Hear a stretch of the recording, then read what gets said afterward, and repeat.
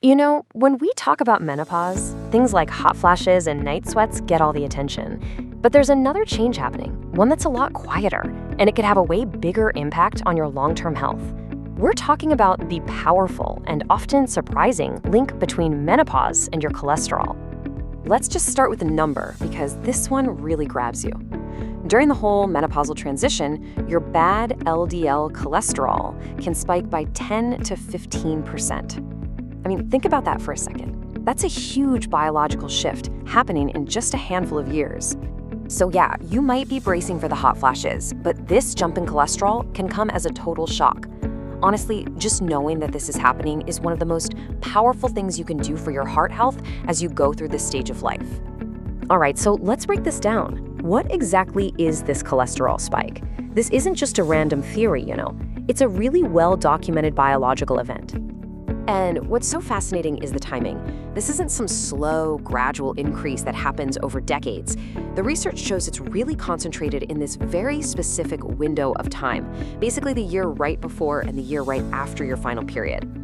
So you're probably wondering, what's causing this? What's the driving force? Well, it all comes down to a single, very powerful hormone. Before menopause, estrogen is kind of like a superhero for your cardiovascular system. It plays this huge role in telling your liver how to process cholesterol, how to clear it out, and just generally keeping things in a healthy balance. It's one of the big reasons premenopausal women usually have a lower risk for heart disease than men their age.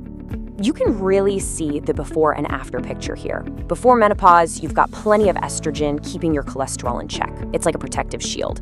But as those estrogen levels drop, that shield starts to fade. Your liver doesn't get the same clear instructions. And what happens? More of that bad LDL cholesterol ends up in your bloodstream, and you have less of the good HDL to help clean it up. And that's why, as cardiologist Dr. Yelena Arnautovic puts it, this is such a critical time for your health. It's not just about getting through the symptoms. It's about being proactive and looking at this new risk factor for your heart. Okay, so we've talked about the what and the why. Now for the most important part. What in the world can you do about it? Because this isn't something you just have to sit back and accept. There is absolutely a clear action plan. And the really good news is you have a ton of power here. It really boils down to a 5-part strategy. It all starts with knowing your numbers, and then from there, it's about making smart, targeted lifestyle changes that can make a huge difference. Your first line of defense, your diet. Experts are pretty much all on the same page here, pointing to plans like the Mediterranean or DASH diet. The real secret weapon is something called soluble fiber. We're talking oats, beans, apples, which actually helps lower your bad cholesterol. And of course, swapping out saturated fats for healthy ones makes a massive difference too. And it's not just about food, right? Movement is absolutely key. The goal to shoot for is 150 minutes of aerobic exercise a week. Think a brisk walk. But here's a pro tip for this stage of life. Add in strength training. It is so crucial for fighting some of the other metabolic effects of lower estrogen. And it kind of goes without saying, but habits like smoking or drinking too much, they're just going to work against all the positive changes you're making. All right, so just when you think you have the whole cholesterol story figured out, there's a fascinating twist. We've been talking about high cholesterol as a risk factor, but what if that actually changes when we get into a really advanced age? This question leads us to something researchers call the risk factor paradox.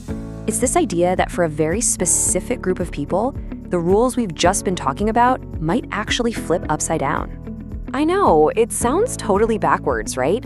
But more and more research is suggesting that for people over 80, having slightly higher total cholesterol might actually be linked to better health and a longer life. It's a powerful reminder that what's a risk factor in your 50s might become protective in your 80s. Our health needs really do evolve. So why would that be? Well, the science is still developing, but there are a few interesting theories. One is that higher cholesterol might help fight off chronic inflammation, which is a big part of aging. Another is that it could play a surprising role in boosting the immune system, helping the body fight off infections. It's pretty cool stuff. Okay, so let's lock in the most important things to take away from all this. First, Remember that menopause usually triggers that 10 to 15% spike in bad cholesterol. That's the core issue. Your most powerful tools to fight back are a heart-healthy diet and regular exercise. But also remember, the story changes. For folks over 80, cholesterol's role gets way more complicated. All of this points to one non-negotiable step: know your numbers and talk to your doctor to build a plan that's right for you. And that brings us to our final thought. Life stages like menopause fundamentally change our biology. So the real question is, as your body transforms, is your health plan transforming right along with it?